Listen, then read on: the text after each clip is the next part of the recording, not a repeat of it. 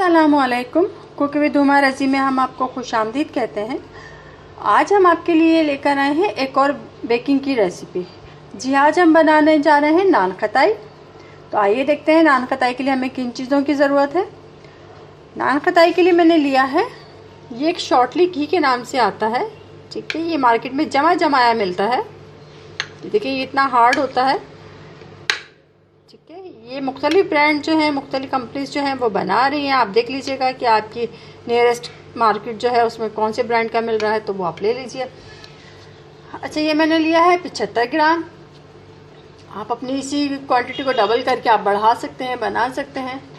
अच्छा जी, नॉर्मल घी जो हम आम घरों में इस्तेमाल करते हैं, ये मैंने लिया है 50 ग्राम के करीब, जो तकरीबन आधे कप के करीब बनेगा, ठीक है।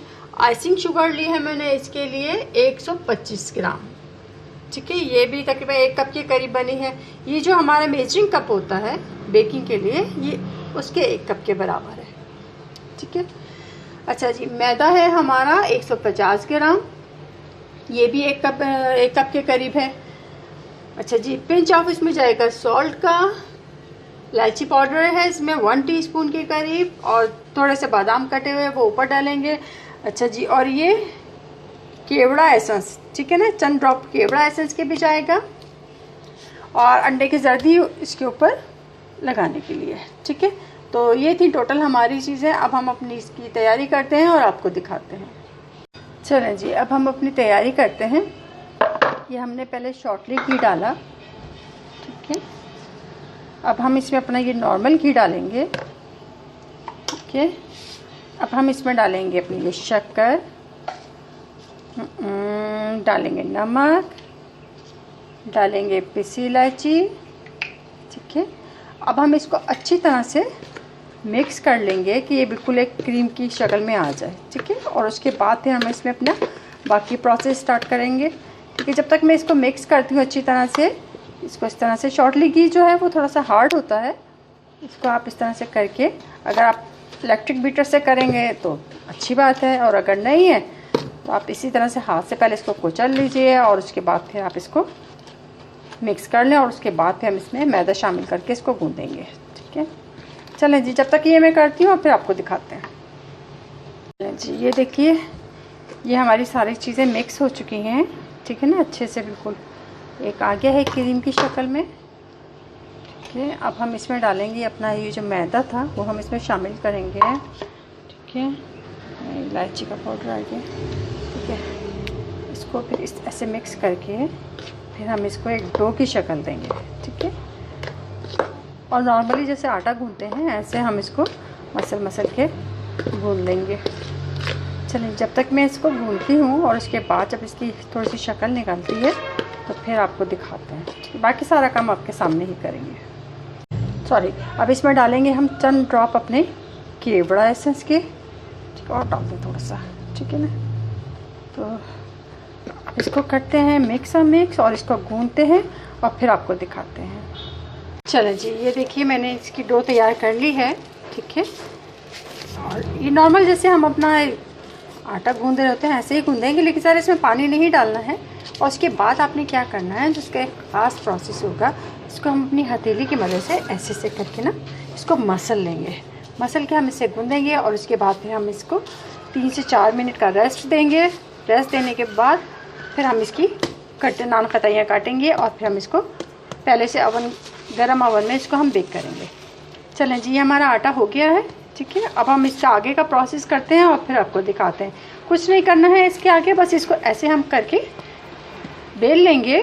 बहुत पतली रोटी नहीं और ना ही बहुत मोटी बेलेंगे। बेलने के बाद फिर हम इसकी कटिंग करते हैं। कोशिश करेंगे कि आपके सामने ही ये प्रोसेस करें, ठीक है। मैंने इसकी रोटी इतनी थिक इसकी रोटी मैंने बेल ली है, ठीक है। अब हम इसके कोई भी आप चीज़ ले सकते हैं जिससे आप इसकी कटिंग कर लें। मैं इसे करूँगी, ठीक है ना, इस तरह से करके हम इसकी कटिंग करते चले जाएंगे, ठीक है ना। कटिंग करके हम इसको अपनी ओवन ट्रे में लगाते हैं, ठीक है। एक तो ये हो सकता है, दूसरा ये कि अगर आपके पास कोई कटर नहीं है, ठीक है ना, तो काम तो बहरहाल करना है ना कुछ तो बनाना है। तो आप ऐसा करेंगे कि इस तरह से आप गोलियां बनाएंगे, जैसे छोटा पेड़ा बनाते हैं। उसके बाद आप इसको हल्का सा ऐसे प्रेस कर देंगे। मतलब जो भी आपका साइज़ है गोली का, जो आप बनाना चाह रहे हैं वो आप इस तरह से बना के, ठीक है ना, बीच में हल्का सा कैसे करेंगे। ये